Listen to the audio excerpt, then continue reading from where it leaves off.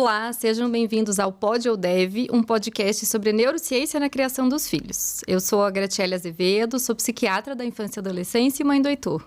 Eu sou a Bruna Trevisan, sou psicóloga e mãe do João e da Catarina. E hoje nós temos de convidada uma pessoa super querida, de novo aqui com a gente, né? Que é a Tatiana Meca, é psicóloga, mestre, doutora e pós-doutora em distúrbios de desenvolvimento e é colaboradora do Serviço de Autismo da Unifesp, onde a gente está junta, né? Que é o TIM. Um prazer receber você, Tati. E o tema de hoje é como gerenciar as emoções, como as crianças gerenciam suas emoções. A gente quer saber muito disso, porque muito interessa aos pais. Inclusive nós. Inclusive a gente.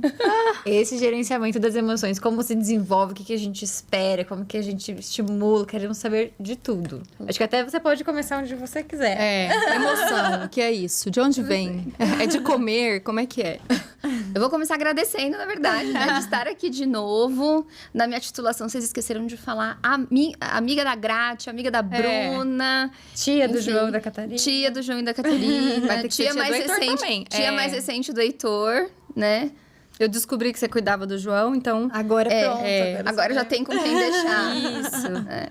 Deixa eu falar que eu sou aquela tia que os pais vão lá, deixa lá. Pode deixar. Eu tô precisando dos dias assim. A gente super cuida. Bom, a gente tava falando sobre emoções, né? Emoções. Como gerenciar. E aí, acho que você me fez uma boa pergunta, que acho que antes da gente começar a falar de gerenciamento, né? O que é emoção, né?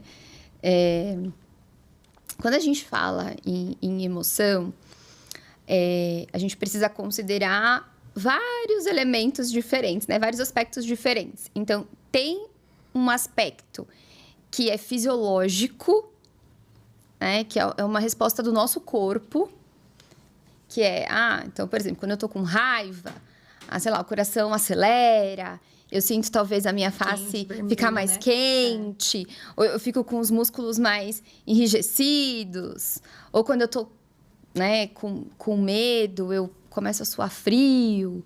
Então, a gente tem um aspecto da emoção que está relacionado à nossa reação fisiológica, ao nosso corpo. E junto com essas reações físicas, tem um aspecto que é subjetivo, que é como que a gente interpreta, né? Como que a gente entende que nome que a gente dá para isso que está acontecendo, quais são os pensamentos que estão associados, né, a essas respostas fisiológicas. E aí, por fim, a nossa capacidade de conseguir gerenciar isso. Uhum. Porque toda a emoção, ela vai se traduzir num comportamento, né? A gente vai fazer algo. Então, existe algo que a gente está pensando, algo que a gente está sentindo em termos físicos, e tem o que a gente vai fazer ali em termos de comportamento. Ou, às vezes, nos inibir de fazer, né? Ou não fazer, né? E aí, o que a gente vai fazer, essa tomada de decisão, é que envolve o controle, o gerenciamento. Então, é claro que, às vezes, a resposta emocional, ela é muito rápida. Então, às vezes, ela vem, né? Nem sempre, em algumas vezes a gente pode desenvolver ali estratégias para controlar, acho que a gente vai falar sobre isso, né? Mas, em alguns momentos, ela vem de maneira muito rápida. E aí, para eu aprender a gerenciar essa resposta que vem, primeiro eu tenho que saber identificar que ela está aqui. E acho que isso é um ponto importante, né? Porque muitas vezes tem crianças que nem percebe, né, o que está acontecendo.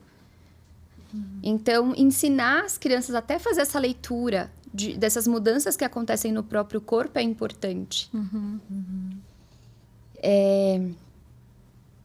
E dá nome, né? Dá nome para isso, né? Principalmente quando as crianças, obviamente, começam, né, a aprender a falar, enfim. Eu já até fiquei na dúvida, assim, quando é que a criança consegue começar a perceber também algumas coisas ali sobre si? Porque eu entendo até que a gente ajude a perceber, né?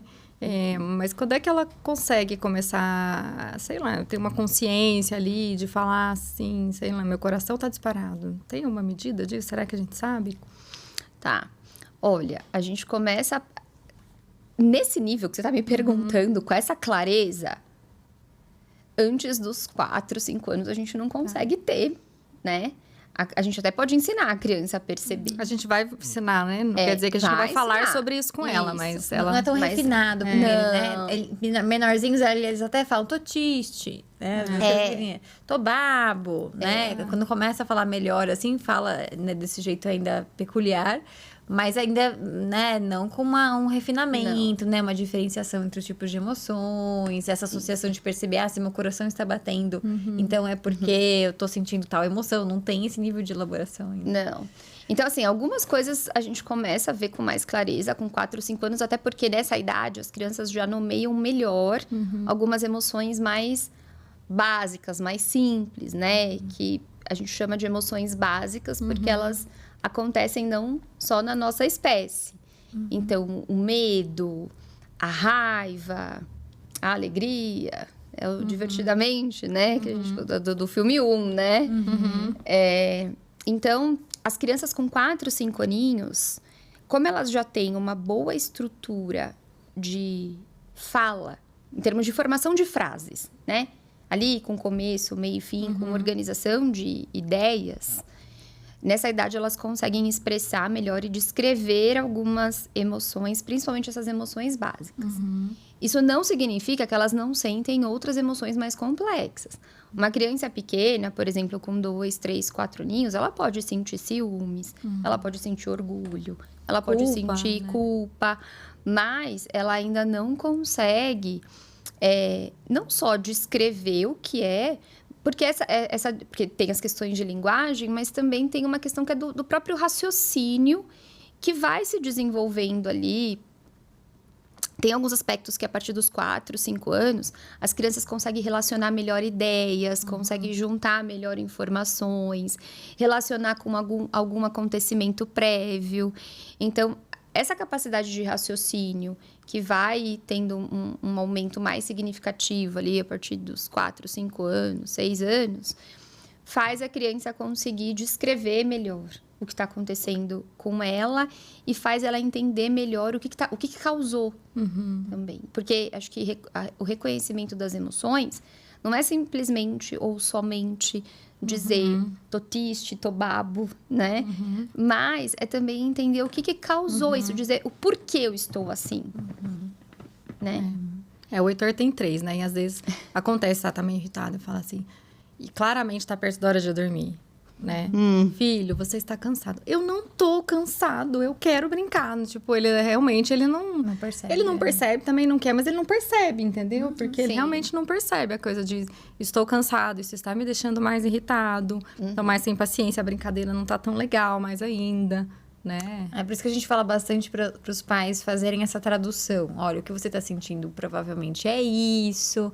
Porque quando eu não deixei você fazer tal coisa, não deixei você brincar, porque é hora de dormir. Então, isso deixou você, né? Então, a gente fala bastante isso para que a gente passe a estimular eles perceberem. Olha, essa emoção veio depois que aconteceu tal coisa, né? E começa a fazer essa associação que você comentou. E também, às vezes, é até mais fácil a gente conseguir ensinar algumas coisas antes... sem necessariamente a situação estar acontecendo. Então, por exemplo, através da leitura, né?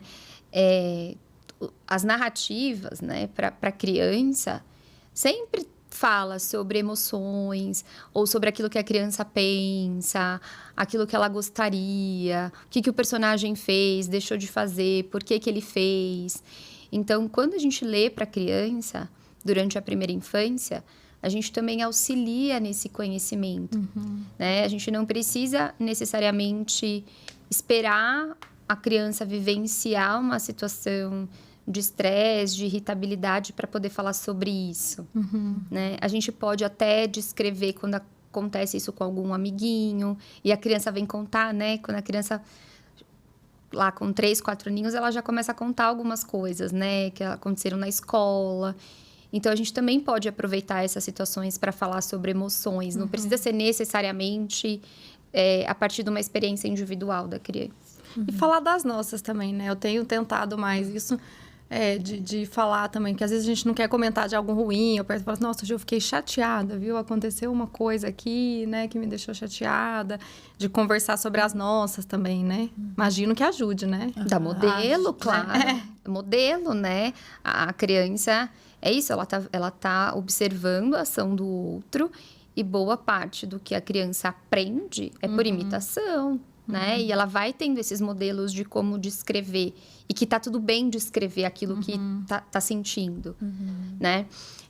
A gente tem alguns estudos, eles não são específicos de regulação e de gerenciamento das emoções, mas eles são estudos sobre teoria da mente, que é a capacidade que a gente tem de refletir, né? Criar teorias sobre o que se passa na mente do outro. Ou seja, o que o outro quer, o que o outro conhece, o que o outro está pensando, o que o outro está sentindo, o que o outro acredita. E isso também está relacionado a conhecimento sobre emoções, ou seja, o que o outro está sentindo. Mães que usam mais verbos que falam sobre essa reflexão, por exemplo, eu senti, eu pensei, o que você está sentindo, o que você está pensando. A vovó está sentindo isso, o papai está sentindo aquilo. Quanto mais esses verbos sobre pensar, sentir são utilizados, as crianças desenvolvem melhor essa capacidade de reflexão sobre o que o outro está pensando ou sentindo, e isso também ajuda na regulação das emoções. Porque um primeiro passo de você se regular é você identificar o que está acontecendo com você e com o outro. Isso quer dizer, a gente está falando então de uma etapa inicial de reconhecer essas emoções em si mesmo, no outro, a sensação física, identificar o nome disso, a diferença entre as emoções. Mas a gente precisa de outras habilidades que têm mais a ver com esse controle emocional? Sim. Então, juntamente com o desenvolvimento desses aspectos de descrever, de identificar, a gente tem a questão de conseguir gerenciar, né? Porque uma coisa é dizer assim, tá, eu reconheço que eu errei. Vou dar um exemplo de um paciente, né? Um dos primeiros pacientinhos que eu tive na vida. Ele tinha uma desregulação importante e na hora da raiva, da frustração, o comportamento era bater, né? Só que ele tinha uma boa capacidade de percepção das emoções. Então, o que acontecia? Ele batia, e assim que ele batia, ele mesmo chorava. Ele mesmo ficava mal, se sentia culpado. E ele dizia assim pra mim, tia Tati, eu não queria bater. Eu sei que é errado. Não pode bater. Assim, os meus amigos não querem mais brincar comigo. Ou seja, ele sabe que ele produz, né, sentimentos negativos no outro. Ele sabe que ele fala, eu fiquei com raiva e não me controlei, né? Então, a parte de identificação Tá maravilhosa, né? até a parte da descrição Sim. tá ótima. Agora, ele não tinha o controle disso, né? Essa capacidade, quando a gente fala controle, eu acho que é uma palavra muito geral, assim, né? Muito abrangente. Mas o que é controle? Então, quando a gente fala de controle, é conseguir... Então, primeiro, identificar essas respostas que... eu tô com muita raiva, né? Então, fico mais agitado, enfim. Eu posso tentar diminuir o que eu tô sentindo. Então, quando a gente ensina, por exemplo, a criança parar, contar até 10, 20, sei lá, né? Cada criança tem criança que precisa contar. Respirar, quando a gente ensina a criança, né? Cheira a florzinha e assopra a velhinha. Ou então a gente fala para a criança, né? A gente tira a criança do lugar, daquele momento que está gerando aquele excesso, né, de emoções. A gente está ensinando a criança a tentar se acalmar primeiro, né? A mudar a resposta emocional. Então, isso é uma forma de controle. Uma outra forma da gente pensar o controle é, por exemplo, quando crianças um pouquinho mais velhas, a gente começa, por exemplo, a pensar em estratégias de resolução de problemas. A gente começa a pensar, então vamos desenhar aqui qual que é o tamanho do problema, qual que é o tamanho da minha reação. Quando isso acontece, quais são as possibilidades? O que eu posso fazer? Vamos pensar quais são as consequências? Se eu fizer isso, quais são as prováveis consequências? Se eu fizer aquilo, quais são as prováveis consequências? Aí a gente está indo para um tipo de controle que não é só de tentar diminuir aquelas emoções que estão muito em excesso, né? Mas de organizar o pensamento, de poder tomar decisões numa situação, por exemplo, de estresse, de conflito, né? Então, a gente tem várias formas. Tem criança, por exemplo, tem técnicas de controle que a gente ensina a criança a tentar mudar o pensamento. Então, eu amo Harry Potter, né? E aí, eu sempre falo, quando eu dou aula de regulação emocional, eu sempre falo dessa cena, porque a gente pode ensinar a criança a mudar o pensamento sobre algo. Então, sei lá, a criança que tem muito medo de alguma coisa, a gente fala pra criança, né? Então, sei lá, a criança tem muito medo de um tipo de bicho. A gente fala, vamos imaginar esse bicho de um jeito bem engraçado, por exemplo, com uma cueca de bolinha verde, com um nariz de palhaço, com uma tromba de um elefante, né? E aí a gente vai tentando substituir a forma como a criança pensa sobre aquela informação que está trazendo, por exemplo, uma emoção muito negativa. E tem vezes que a gente vai ensinar a criança a desviar a atenção mesmo, a fazer outra coisa, né? Então, o controle, ele envolve vários processos diferentes que a gente pode ensinar, dependendo da idade da criança, obviamente, das habilidades prévias que ela tem. Então, vai muito além de ensinar a criança a reconhecer. Reconhecer, de fato, é um primeiro passo, mas a criança precisa ter capacidade de raciocínio, de abstração, para a gente poder trabalhar essas outras estratégias de controle. A gente teve um episódio aqui com a professora Camila Leon, e ela falou sobre habilidades relacionadas ao sucesso, a gente falou bastante de autonomia, e ela falou bastante das funções executivas.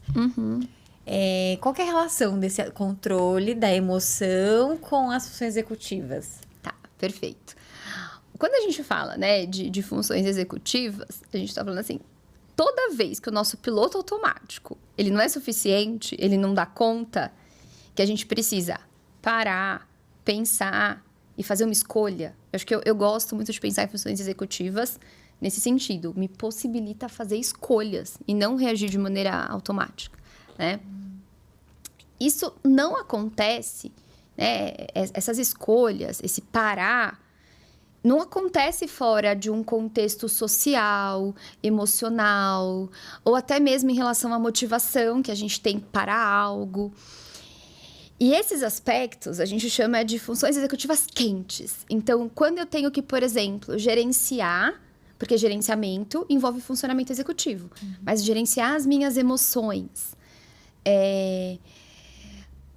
regular o meu nível até de motivação, tentar fazer coisas para aumentar o meu nível de motivação com algo, ou às vezes diminuir a minha motivação com alguma coisa, né? No exemplo que você deu do pacientinho, em que ele sabia o que deveria fazer, mas ele não conseguiu inibir o impulso de fazer o que ele fez, né? Do comportamento inadequado. Tem bastante a ver com isso também, né? Isso é o que a gente chama de funções executivas quentes. Então, a criança ela tem um comportamento impulsivo, porque ela não consegue gerenciar aquilo que ela está sentindo. Peraí, que eu acho que eu fiquei na dúvida aqui. Porque o controle inibitório, ele é uma função executiva, né? Isso. Ele não é uma função executiva quente. A função executiva quente é quando ele acontece? É isso? Eu acho que eu me... Tá. Sempre que a gente fala em funções executivas, a gente nunca vai olhar para habilidades de maneira isolada. Hoje, a gente já tem uma definição que são habilidades contexto-dependentes. O que isso significa? Elas não acontecem do nada. Elas dependem de um contexto.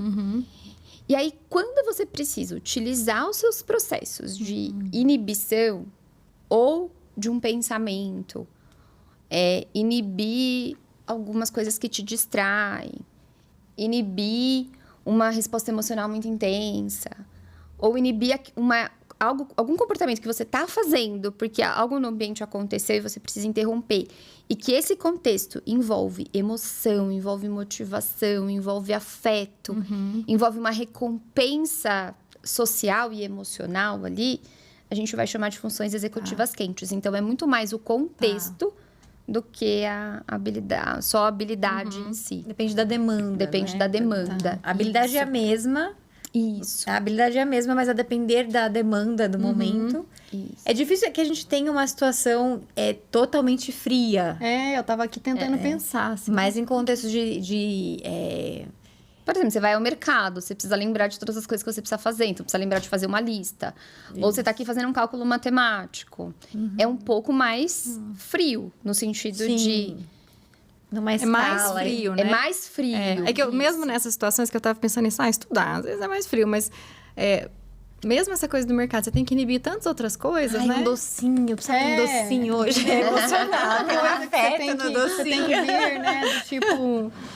mas é mais fria, Mesmo com mais certeza, fria, do mesmo que ter uma isso dá- discussão com alguém. Né? E Estar no meio de uma de discussão. consultório, eu tô pensando na testagem da avaliação neuropsicológica, né? Que ele pensa assim, seria o mais frio possível. Mas não necessariamente uma criança que tem muita preocupação com o desempenho, Aham. já tem um componente emocional ali, né? na E às vezes avaliação. ela vai muito bem nos testes, Isso. né? Na avaliação. E a gente fala, nossa, mas essa criança, ela tem um funcionamento executivo maravilhoso. Mas o que tá mandando ali é até uma desregulação no sentido de um excesso de preocupação com o desempenho, uma ansiedade de desempenho que faz ela ficar extremamente alerta. Por exemplo, quando a gente fala de dificuldade, não é só pro menos. Às vezes é pro mais também. A gente, às vezes, tem que trabalhar a criança a ter menos controle, porque o excesso de controle também é ruim, nesse caso, né? Até porque no contexto da vida real, né, do dia a dia, ela vai ter um limite que ela vai dar conta de colocar toda essa energia para poder se controlar. Né? Em algum momento vai ter uma desregulação em função dessa preocupação excessiva dela em ter controle. Exato. E até, né, acho que é interessante quando a gente fala de controle, porque existem uma série de eventos que acontecem e que a gente não tem controle. E aí, conforme a gente vai ensinando a criança que aquilo que é do outro, aquilo que é externo, a gente não controla. E sobre o que a gente tem controle, a criança, ela vai se regulando melhor no sentido de que ela percebe que tem algumas coisas que ela consegue gerenciar. Porque a criança que olha para uma situação e vê total falta de controle naquilo e que ela não sabe o que fazer, também é ruim. Quando a gente pensa de dificuldade de controle inibitório, a gente sempre olha para o mais, né? Para aquilo que está em excesso. É a criança que bate, é a criança que faz birra, que grita, que está agitada na sala, que está falando quando não deve, que interrompe as pessoas. A gente está falando daqueles comportamentos que estão aparecendo e que não deveriam. Só que a desregulação emocional, ela também vai ser caracterizada pelo excesso de controle. Né? Ou seja, uma necessidade de controlar algumas coisas quando esse controle não cabe. E aí a gente vai ter muitas vezes sintomas, né, de ansiedade, de depressão, um excesso de inibição. E aí entra, inclusive, as outras características, as outras habilidades dentro desse guarda-chuva das ações executivas, como a flexibilidade, por exemplo. Né? Então, enquanto eu estou ali excessivamente no controle, isso pode ser até certo ponto negativo, mas se eu consigo usar a flexibilidade ao meu favor, então eu penso numa outra alternativa, ou uma aceitação com relação ao que estou sentindo. Eu estou muito preocupada com essa preocupação, né? Eu não vou conseguir bons resultados aqui, né? Enfim, nesse sentido, né? Então, com a flexibilização, ajuda nesse gerenciamento emocional também. Então, por isso que o controle é uma palavra que talvez não seja bom, porque controle tem a ver muito com o controle inibitório, assim, né? E parece que só a falta de, no sentido para mais, né? Sim. Mas quando a gente fala desse excesso de controle, não é a mesma coisa que excesso de controle inibitório, necessariamente, né? Mas da necessidade de estar no controle das situações ali, né? Não, a gente tá falando de um excesso mesmo de controle no sentido de não conseguir expressar as emoções, às vezes, né? Nesse nível, a criança bloqueia, né? Ela não consegue trazer nem o mínimo ali de expressão que seria adequado, que seria necessário. Por exemplo, raiva. A criança, ela precisa expressar minimamente raiva numa situação de injustiça. Sim. Numa situação de bullying, por exemplo. Porque isso motiva ela a tentar gerenciar essa situação. Então, um pouco de raiva ela precisa expressar. Agora, se ela inibe excessivamente, aí vai para outros problemas de saúde mental. Eu lembro que eu fui falar do Harry Potter e aí a gente foi, né? E esqueci de contar da cena que eu gosto. Então, por exemplo, essa coisa de ensinar a criança a ter controle e até essa questão da flexibilidade vai caber bem nessa cena, né? Que é a criança pensar numa informação de um jeito diferente, enfim, mais imaginativo. Então, tem lá uma cena que eles estão tendo uma aula que é defesa contra as artes das trevas. Então, cada criança tem o seu bicho-papão, tem medo de alguma coisa. E tem lá um dos personagens que ele tem medo de aranha. É o bicho-papão dele, né? Ele tem todos os sinais de pânico quando ele vê aranha. E aí, ele começa, né, imaginar, o professor ensina, por exemplo, quando a aranha vem na imaginação dele... então vamos imaginar a aranha com nariz de palhaço. Vamos imaginar a aranha andando... Sei lá, ele começa a imaginar a aranha andando de patins e caindo. Tipo, uma coisa engraçada. Então, a gente ensina a criança, por exemplo, a ter o controle do pensamento. E aí, a flexibilidade é importante. Porque a flexibilidade, ela é um elemento básico necessário para a imaginação. E uma criança que é muito concreta, que é pouco imaginativa, que é pouco flexível, ela não vai conseguir mudar. E aí ela vai ter uma tendência maior a experimentar o que a gente vai chamar de internalizantes, né? Aquilo que a gente internaliza, então, a irritabilidade, a ansiedade, a depressão. Sim. E retomando o exemplo que você deu do seu pacientinho, né? A gente pode pensar que a dificuldade dele pode ser em vários sentidos. Pode ser com relação ao próprio controle inibitório, ou seja, ele foi muito impulsivo. Ele até teoricamente saberia o que é correto, mas ele foi impulsivo.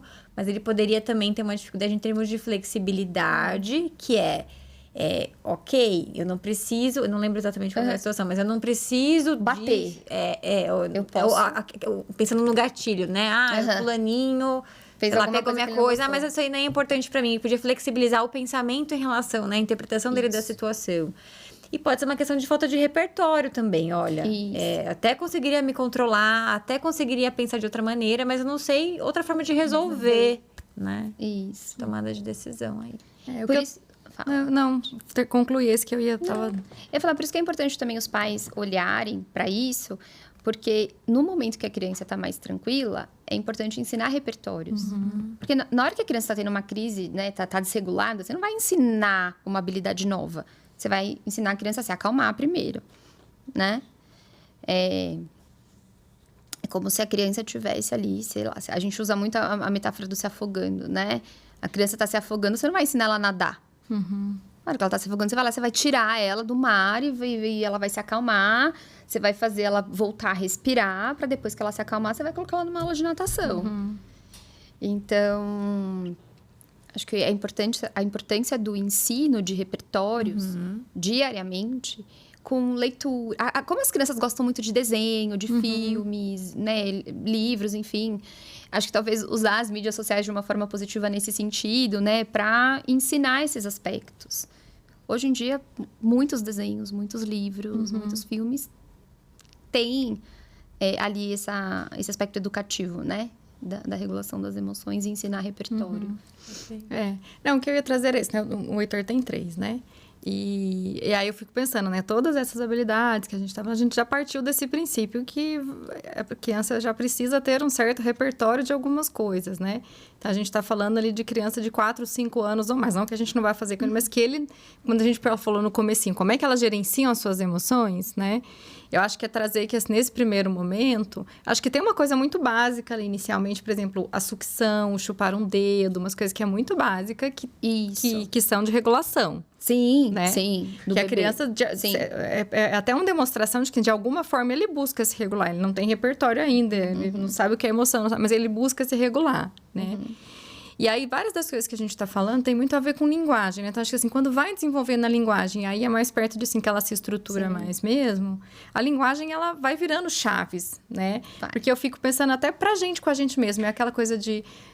A flexibilização, né? Até pensando nisso, mas tem a ver com conversar comigo mesmo. Não, peraí, será que é isso mesmo? Será que é não sei o quê? Então, aquela coisa que você para e fala, poxa, o que você tá sentindo? Essa coisa da gente falar, então, é a linguagem, não só privada, no sentido... né? Exatamente, não só no sentido da linguagem de falar com o outro, ou saber falar a minha emoção. Não é necessariamente só falar com o intuito de comunicar, né? Exatamente, né? De se regular, de organizar, assim, é uma coisa que... vai indo aos poucos, assim, né? E aí eu fico pensando, então, na idade dele ali, 3 anos, né? Tem alguma forma, assim, se a gente tem dados, assim, ele gerencia a própria emoção de algum jeito? Que estratégia que ele pode usar, né? Assim, tem alguma coisa? Até antes disso, a gente consegue observar a grade. Por exemplo, quando você pega uma criancinha, sei lá, de 1 ano, 1 ano e meio, que ela tá, por exemplo, colocando um objeto na boca que não pode. E você fala, não, ela te olha e ela tira, por exemplo, o objeto da boca. Isso é uma regulação, né? Ela tá te mostrando que ela consegue interromper um comportamento com uma orientação externa.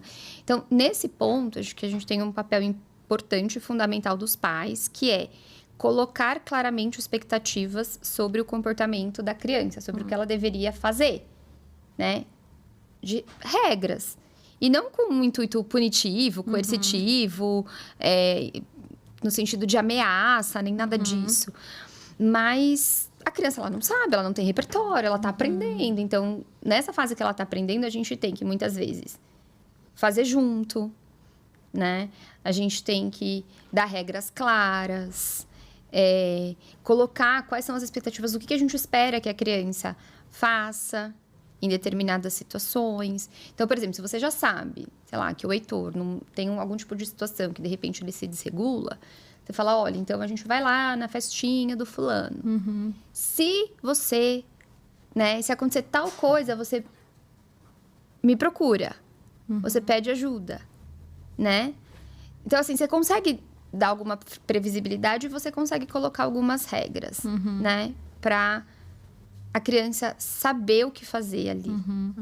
Mas é mais até para ajudar no que fazer, porque eu tô pensando, aí um pai pode ouvir isso e falar assim, então eu vou colocar a regra, na festinha do amiguinho você não pode bater, né? Você não adianta, né? Uma regra que se a criança às vezes não consegue, né? Então é mais uma coisa, tipo, olha, o que você pode fazer? Isso. Né? Do que eu ficar falando para ela quais você são... não pode. Isso, o que são comportamentos sociais aceitáveis? Não é isso que eu vou falando, você não pode bater, você não pode ter uma crise de birra no shopping, né? Senão ia ser fácil, né? A gente fala, pois a regra que, olha, vocês não podem... Ou o clássico, né? se comportem. Não, o que é isso, né?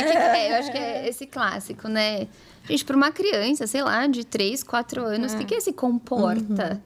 Até pra gente, dependendo da situação, né? Às vezes até a gente o que é se comportar neste momento, neste contexto? Sei lá, né? Então, e como a criança não sabe, a gente tem que explicar claramente. O que você pode fazer? Até porque o que você pode, né? Pode. Você está ensinando flexibilidade para a criança, você está ensinando possibilidades para ela, né? Perfeito. E é aí que você aumenta o repertório, dá mais, né, possibilidade de resolver a situação, de autonomia, né, de resolução de problemas. Só o não necessariamente vai aumentar essa capacidade do gerenciamento das emoções, do comportamento, consequentemente, né? Ela até pode, de repente, talvez não expressar de uma forma muito intensa aquilo que ela está sentindo, mas ela não vai conseguir lidar, entendeu? Ela vai sofrer. Ela não vai expressar, mas ela vai sofrer, porque ela não vai ter ferramentas ali, não vai ter repertório, porque isso não foi estimulado de alguma maneira, né?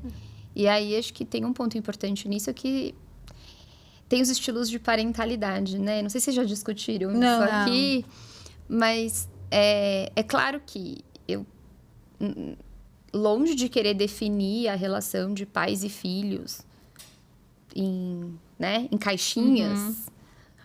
Mas a gente sabe que tem algumas formas com que os pais se relacionam com seus filhos que podem ajudar, podem favorecer a regulação emocional ou podem colocar em risco, né? Podem aumentar problemas de regulação emocional.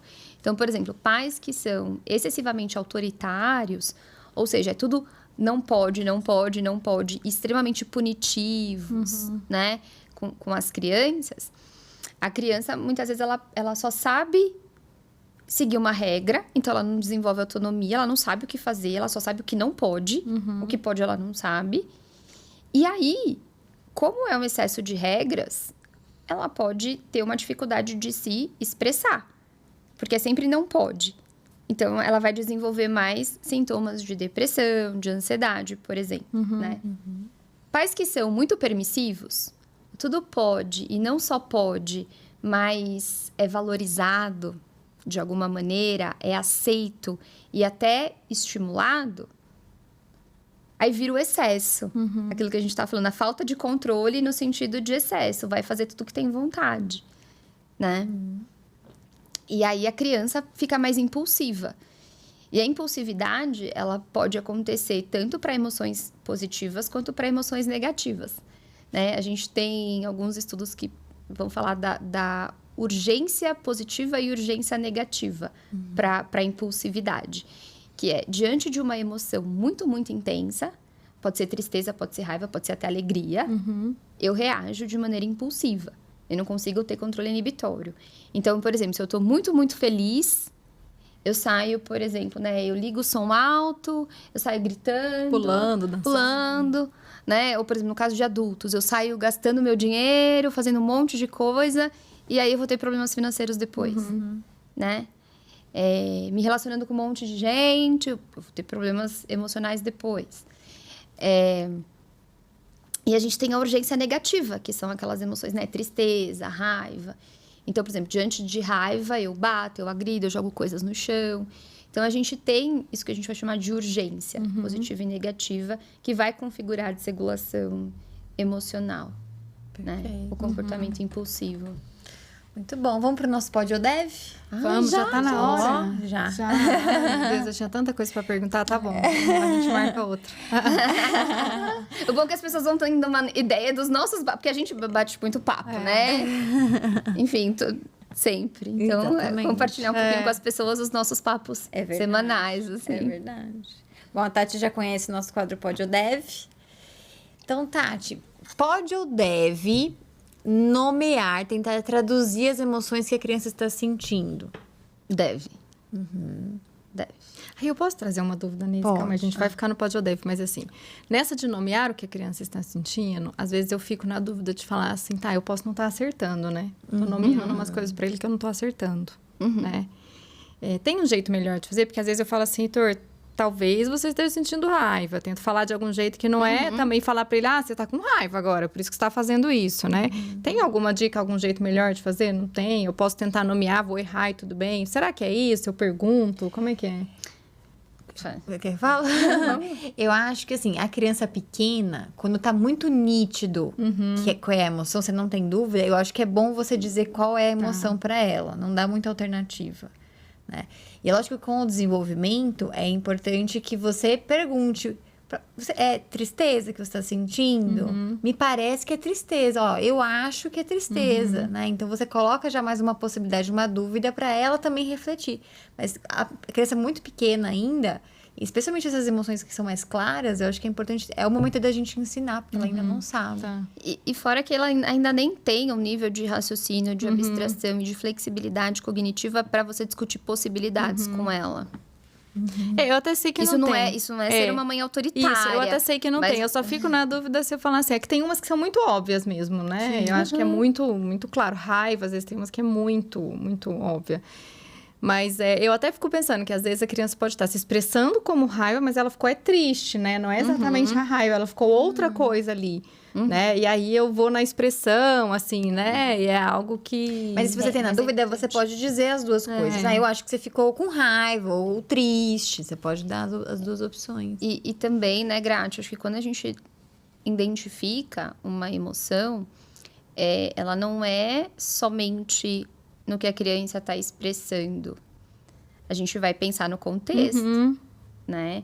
Pelo contexto, geralmente pais, né, que conhecem bem seus filhos, conseguem saber um pouquinho melhor, né? Ali, é muito mais provável que isso né? Ela está expressando raiva, mas é tristeza. Ela está expressando raiva, mas na verdade é ciúmes, né? Então. Porque é isso, às vezes simplifica pelo comportamento, né? Acho que eu vejo muito isso. Ele perdeu no jogo, chutou tudo e destruiu. Ele tá com raiva porque ele perdeu. Tá, às vezes ele pode ter uma baita ansiedade de performance, sei lá, tá com vergonha. Ou tá se sentindo injustiçado, né? Que são outros aspectos, né? É uma coisa complexa isso, né? Verdade. Deixa eu fazer uma pode ou deve aqui, então, que eu tinha pensado, que é assim... Pode ou deve, ou nenhum dos dois, né? Pode ou deve gritar com o filho a hora que ele tá desregulado. Não deve. Nenhum dos dois. Pode, Nem pode, nem deve, porque eu fico pensando que a criança ela já está desregulada, né? Alguém tem que manter o controle. A partir do momento que o adulto grita, ele também se desregula. Então, essas são duas criaturas desreguladas na situação. E dando um modelo ainda inadequado. E dando um modelo inadequado para a criança, né? Eu costumo brincar, né? É aquela professora na sala de aula que fala, parem de gritar! né? Então, assim, não deve, não pode. Agora, não significa que você não deva falar firme com a criança para ela ter clareza de que alguém está no controle da situação. Então, a firmeza, ela vem na prosódia, ela vem nos gestos, na expressão facial, né? No que você fala. Ela não precisa vir associada a uma alteração, né? Se você gritar, por exemplo. Então, fora que, naquele momento, isso pode até aumentar a desregulação da criança, porque pode aumentar a raiva, pode aumentar, né, aquilo que está negativo. Então, nem pode, nem deve. O que eu acho que, assim, não quer dizer que só não aconteça, né? E quando acontece, eu falo pra mim, olha, vai acontecer, porque nós somos humanos, pode ser que aconteça, né? Então, o que é mais importante é o que a gente também faz na maior parte do tempo, na maioria das vezes. E se acontecer, depois você volta e fala, poxa, não foi legal, você viu? Eu também me desregulei, né? Você vai dar um modelo. Eu acho que um modelo de pedir desculpas, né? Eu acho que nesse ponto, gente, eu assisto às vezes a Bruna, né, com as crianças. Eu falo, gente, que maravilhosa. Essa coisa de pedir desculpas, né? Acho que a Bruna foi um dos primeiros modelos, assim, que eu tive na vida de ver uma mãe, né? A Bruna, o Arthur, como pais, assim, de olhar para uma criança de 4, 5 anos e falar, ok, desculpa, eu errei. Eu vou fazer um reality na sua casa. Eu acho que eu vou pôr câmeras lá. Ele só vem em recortes também da minha vida. Eu vou fazer um reality. Deixa eu fazer um último pode ou deve. Pode ou deve esperar regulação emocional dos adolescentes? Pode. Vixe, um episódio inteiro aqui. Pode esperar, né? Mas eu não colocaria deve, porque tem uma série de questões do próprio desenvolvimento aqui, né? Se a gente pensar que nos adolescentes, o que acontece? As regiões do cérebro que estão relacionadas a essas reações fisiológicas, né? Da emoção, tá ali, elas estão bem maduras. Então, existe o sentir. Mas os circuitos que ajudam na regulação, no controle, né? Então, essa coisa de mudar o pensamento, pensar em diferentes estratégias, usar a flexibilidade, conseguir se acalmar. Enfim, a gente ainda não tá bem desenvolvido, não tá totalmente desenvolvido. A gente vai gravar então só de adolescentes, depois vou falar melhor. Porque daí é um tópico à parte, porque também você vai ter né, todas as mudanças hormonais, na menina que vai acontecer todo mês ali, que isso. Mas vai, acho que né? até antes da adolescência, a gente já exige muito, às vezes, de uma criança de 8 anos, de 9 anos, entendeu? Naquela coisa, né? Não, mas essa minha pergunta foi bem pegadinha, porque do com adulto certeza, a gente não consegue garantir também a regulação emocional, embora esperasse que tivesse regulação emocional, né? Sim. Então, do adolescente mais desafiador ainda, imagina. Mas eu acho que é isso, a gente pode, mas dentro dos limites da própria adolescência, né? Então, esses exageros que a gente observa em termos de comportamento não são atípicos. Agora, a hora que isso começa a ficar muito frequente e intenso, trazer prejuízos para as relações familiares, para a vida escolar desse adolescente, para o estabelecimento de amizades, de vínculos, aí a gente, né, precisa fazer alguma coisa. Mas se desregular emocionalmente, vou falar o pode. A gente pode, né? A gente se desregula, tem vezes que a gente vai gritar, vai chorar, né? Pode, claro que pode. Agora, o problema é quando isso se torna crônico, né? Já não é mais uma desregulação ali emocional passageira. É um estado, não é mais um estado ali que passa. É um padrão de comportamento, de pensamento, de reações emocionais que se sustenta. E é ruim. Ou que gere comportamentos que vão prejudicar o outro, Outras pessoas. por exemplo, né? Maravilhoso. É isso. A gente sempre fica com vontade de falar muito. É, né? eu sei. Mas eu vou ter que anotar. A hora que acabar aqui, eu já pensei em alguns outros aqui pra gente marcar. Vamos marcar aquele café. Eu quero também. fazer um só de medo também. Uma coisa, tipo, como ajudar a criança que tem medo. Ah, Você legal. trouxe umas coisas do medo, eu acho que a gente Legal. podia fazer um Boa. desse. Isso aí. Isso aí, comentem. então. Se Comentem vocês o que quiserem o vocês do querem. medo, né? Ou outra coisa. Muito obrigada, Tati, pela sua presença. Fala o seu Obrigada. Instagram, a gente nunca perde. Isso, o seu Instagram, como é que é? Então, vamos lá. Vamos ver se eu lembro. É @doutor... Eu acho que é doutora Tatiana Meca. Doutora ou DRA, doutora né? Isso, DRA. Ou é ponto Tatiana Meca ou é tudo junto. Agora eu não lembro se tem o ponto ou não. Sei. Ou é DRA ponto Tatiana Meca ou é DRA Tatiana Meca mas tudo a junto. gente vai colocar aqui, É, tá a bom? gente vai colocar A gente vai embaixo. colocar aí embaixo. Ah, então vai estar escrito embaixo. Isso. Pra uma correta. Isso aí. Então tá bom, gente. Muito obrigada. Até a próxima. Obrigada.